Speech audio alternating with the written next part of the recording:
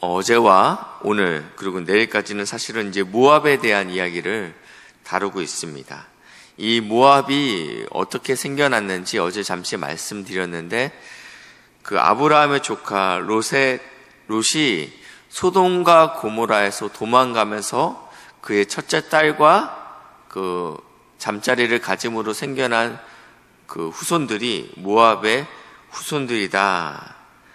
근데 이 조카 롯이 그 땅을 봤을 때 여호와의 동산 같았다, 그리고 애굽 땅과 같았다라고 표현했을 정도로 굉장히 목축하기에는 적합한 땅이었다라고 말씀을 드렸습니다. 민수기 32장 1절부터 5절 말씀인데요. 민수기 32장 1절부터 5절 말씀인데, 하나님께서 이스라엘 백성을 출애굽시키시고 나서 이들이 약속의 땅 가나안 땅에 가기 전에 머물렀던 곳이 이 모압 땅이라고 말씀드렸습니다. 특별히 이 모압의 느보산, 모세가 죽었던 곳이죠. 이곳에서 머물면서 이스라엘의 백성들의 마음이 변화되게 됩니다. 32절 1절인데, 르우벤 자손과 갓 자손은 심히 많은 가축대를 가졌더라. 그들이 야셀 땅과 길르앗 땅을 본즉 그곳은 목축할 만한 장소인지라. 아직 약속의 땅에 들어가지 않고 머물러 있는 땅을 보니까 이 땅이 더 좋다라는 느낌을 받았습니다. 그래서 이 땅을 자세히 보니까 3절에 보실까요? 아다롯과 디본과 야셀과 니므라와 헤스본과 엘르알레와 스밤과 느보아, 이곳이 다 이제 모압의 그 도시의 지명들입니다. 이 땅이 너무나도 목축하기에 적합한 땅이다. 그래서 5절에 보니까 우리가 만일 당신에게 은혜를 입었으면 이 땅을 당신의 종들에게 그들의 소유로 주시고 우리에게 요단강을 건너지 않게 하소서.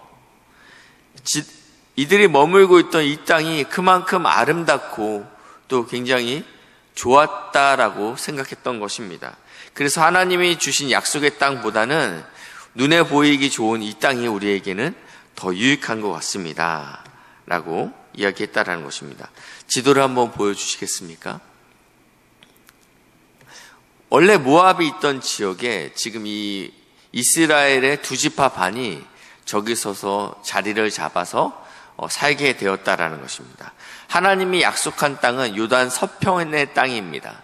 그런데 이들은 하나님의 약속의 땅이 아닌 눈에 보이기에 좋은 땅으로 그들의 자리를 잡았다라는 것입니다. 두 번째는 룻기 1장 1절입니다. 룻기는 많이 이제 설교를 통해서 저희가 들었을 텐데, 베들레헴 가운데 하나님의 약속의 땅이죠. 이 베들레헴 땅 가운데 어떠한 일이 일어나냐면 흉년이 일어납니다. 흉년이 일어나자 베들레헴 사람 한 사람이 그의 아내와 두 아들을 데리고 어디로 가게 돼요? 모압 지방으로 가게 돼요. 이 흉년에도 버틸 수 있는 땅이 있다라는 거예요. 이 땅은 물이 넉넉한 땅이다. 그렇기 때문에 우리가 먹고 살기에 유익한 땅이 되겠다라고 말씀에 따라 결정한 것이 아닌 상황과 환경을 보고 눈에 보이기에 좋은 땅을 택한 땅이 모압 땅이었다라는 것입니다. 이 모압의 백성들이 충분히 교만할 만한 그러한 모든 환경과 자격이 갖추어진 것 같습니다. 그래서 오늘 읽었던 본문 예레미야 48장 26절에도 하나님께서 이 모압을 왜 심판하시게 되냐면 그들이 교만하기 때문이다 라고 표현하고 있습니다. 부족함이 없죠. 모든 것이 풍부한 땅이 모압 땅입니다. 그래서 하나님께서 이들을 취하게 할 것이다. 그가 토한 것에서 뒹굴므로 조롱거리가 되게 할 것이다. 왜냐하면 이들이 이스라엘 백성들이 남유다가 멸망할 때 이것들을 보고 사실은 형제의 나라입니다. 그렇죠? 아브라함의 조카 롯이었기 때문에 형제의 나라죠. 뿌리가 같습니다. 그럼에도 불구하고 자신의 형제, 자신의 친척이 이러한 고통 가운데 있을 때 이것들을 보고 조롱하였다. 그가 도둑 가운데 발견되었느냐? 내가 그를 말할 때마다 내 머리를 흔드는도다. 이스라엘이 현장에서 붙잡힌 도둑처럼 조롱하였다. 다른 번역 성경에는 그렇게 표현되어 있더라고요. 보지 않았어요. 도둑질한 것을 보지 않았지만 마치 도둑질한 것처럼 몰아대면서 조롱하였다라고 표현하고 있다는 것입니다. 하나님께서 형제를 볼 때 어떠한 마땅한 증거가 없음에도 불구하고 조롱하는 것들에 대해서 끔찍하게 싫어하신다라고 말씀하고 있습니다. 우리가 입을 닫아야 될 때가 있습니다.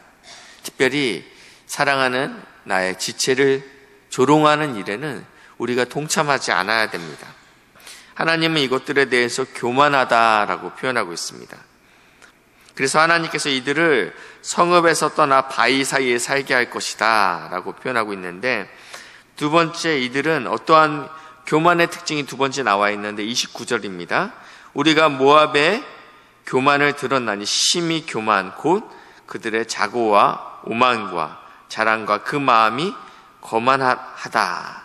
이렇게 교만함을 다양한 단어들로 표현하고 있는데, 왜 교만함에 어떠한 특징이 나오냐면 그들이 노여함으로 허탄함을 아노니, 이 노여함은 상대를 봐가면서 나옵니다. 강한 자에게는 우리가 노여하지 않죠. 근데 약한 자에게 우리가 노여합니다. 그렇기 때문에 이 노여한다라는 이 특징은 우리가 교만할 때 나오는 특징이에요. 내가 약하다고 생각할 때, 내가 부족하다고 생각할 때는 우리는 상대방에게 우리의 분을 쏟아내지 않습니다. 그렇기 때문에 이 두 가지 특징, 첫 번째는 조롱하는 특징, 두 번째는 분내는 특징들은 하나님께서 굉장히 싫어하시는 이 교만의 특징이라고 보시면 되겠습니다. 그런 이 모압을 향해서 31절, 하나님께서 이 모압을 위하여 울며 온 모압을 위하여 부르짖었다라고 표현하고 있습니다.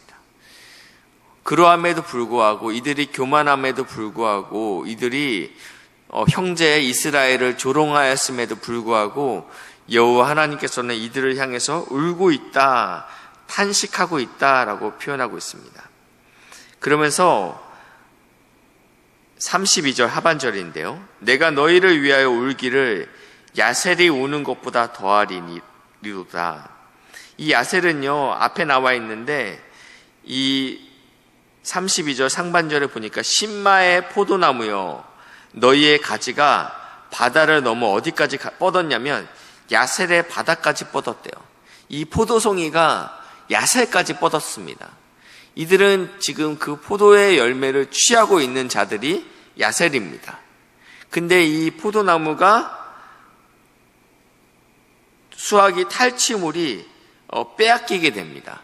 그러면 야셀은 슬퍼해야 되겠죠. 나의 이익이 사라졌잖아요. 그런데 야셀보다 여호와 하나님이 더 슬퍼하고 있다. 이 모압의 안타까움을 보고 잘됐다 이놈의 자식들, 너희가 이스라엘을 조롱했지. 그러면서 하나님께서 기뻐하신 것이 아니고 하나님께서는 마음이 슬프셨다라는 거예요. 하나님께서는 온 열방의 주인 되시는 분이십니다. 이스라엘의 하나님이 뿐만 아니라 애국과 블레셋과 오늘 나와 있는 이 모압의 하나님, 나중에는 이 바벨론의 하나님까지 되시는 분이 우리의 하나님이십니다. 하나님은 크신 분이십니다. 그렇기 때문에 하나님은 아직 돌아오지 못한 영혼들을 보면서 울고 계시다라는 것입니다. 그 하나님의 울음 때문에 우리가 캄보디아를 가는 거고, 하나님의 울음 때문에 우리가 열방에 있는 선교사님들을 후원하고 기도하는 것입니다.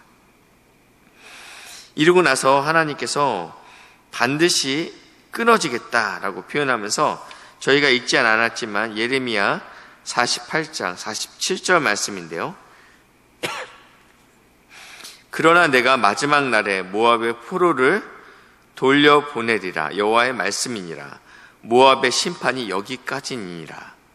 하나님께서 완전히 멸망시키지 않겠다라고 약속하고 있습니다. 애굽도 그랬고 블레셋도 그랬고, 그리고 오늘 본문 모압, 그리고 내일 모레 나와 있는 암몬까지 하나님께서 완전한 멸망을 말씀하시는 것이 아니고 하나님께서 반드시 회복시키겠다라는 약속의 말씀을 허락하고 있습니다. 우리가 모압하면 떠오르는 한 인물이 있습니다. 뻔히 보여요, 앞이요. 내가 어머니와 함께 갔다가는 결혼할 수 없어. 더 이상 어머니한테는 소망이 없어. 라고 생각했던 모압 여인이 생각납니다. 그 여인은 눈에 보이는 것을 따르지 않았습니다. 많은 이스라엘 사람들은 눈에 보이는 땅이 여호와의 동산과 같고, 그리고 애굽 땅과 같았다. 그리고 우리가 기근에도 우리가 살 땅은 모압 땅이다 해서 잘못된 선택을 합니다. 하나님의 백성들이요. 근데 이 이방 여인 룻은 그렇지 않았다라는 거예요. 눈에 보이는 대로 따르지 않고 말씀을 따라서 여호와를 붙잡은 사람이었다라고 표현하고 있습니다. 우리 안에 상황과 환경이 더 좋게 보이는 쪽이 있습니다. 그럼에도 불구하고 성도는 상황과 환경을 붙드는 것이 아닌 하나님의 말씀이 그리하다면 그 말씀을 붙잡는 하나님의 믿음의 귀한 은혜가 있기를 주님의 이름으로 축복합니다.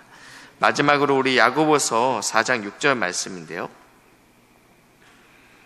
야고보서 4장 6절 말씀입니다.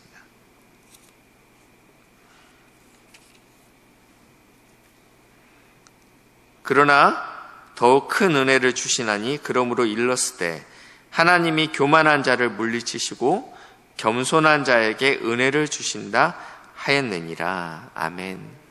무엇보다도 하나님께서 쓰시는 사람이 있다고 합니다. 능력이 많은 사람들을 하나님은 안 쓰시잖아요. 하나님은 겸손한 자, 하나님밖에 없습니다. 하나님이 해결하셔야 됩니다. 하나님이 도우셔야 됩니다. 이 새벽이 그렇게 기도하는 복된 시간 되시길 주님의 이름으로 축복합니다. 계속적으로 어제부터 그리고 토요일까지 초등부 성경학교가 진행되고 있습니다. 사랑하는 귀한 자녀들이 말씀 안에서 성장할 수 있도록 기도해 주시면 감사하겠습니다. 기도하겠습니다. 사랑의 하나님 감사합니다. 우리가 환경과 우리 눈앞에 보이는 것을 따르는 자들이 아닌 오늘도 실패하는 것 같지만 손해보는 것 같지만 하나님의 말씀을 붙잡고 나아갈 수 있는 믿음의 성도님들 될 수 있도록 은혜를 부으시고 역사해 주시옵소서. 말씀이 그리하다면 주의 말씀을 붙잡을 수 있도록 인도하시고 무엇보다도 하나님 앞에서 겸손할 수 있도록 인도하여 주시옵소서. 감사드리며 예수님의 이름으로 기도했습니다. 아멘.